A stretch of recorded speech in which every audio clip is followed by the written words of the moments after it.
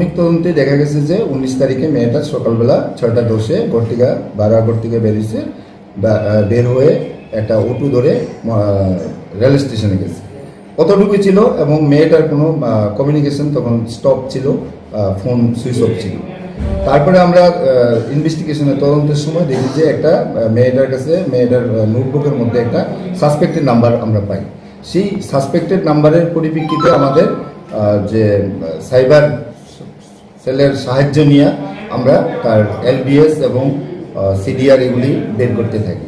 তো বের করার সময় দেখা গেছে যে তার ওই ছেলেটা 19 তারিখে, মানে ওই নাম্বারটা 19 তারিখে আগরতলাতে ছিল, তারপরে আসাম, তারপরে বিহার, তারপরে উত্তরপ্রদেশ, ইভেন নেপালের কাছাকাছি ওইদিকে, তারপরে আবার কিছুদিন পরে দেখা গেল মধ্যপ্রদেশে পরে কি বলে ছত্তিশগড়, এই বিভিন্ন জায়গাতে এটা দেখাচ্ছিল, মুভিং দেখাচ্ছিল। তো লাস্ট অফ অল গত 5 তারিখে আমরা তার লোকেশন ট্র্যাক করি ইয়েতে কুকরাঝার ডিস্ট্রিক্টের গোসাইগঞ্জ পুলিশ স্টেশনের আন্ডারে।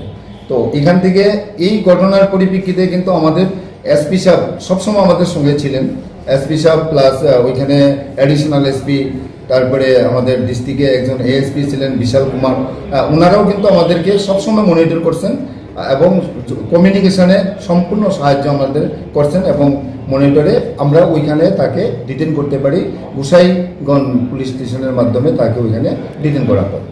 তো এখান থেকে আমাদের ইনভেস্টিগেশন টিম পাঠানোর পরে সেখানে তাকে ইন্টারোগেশন করা হয়।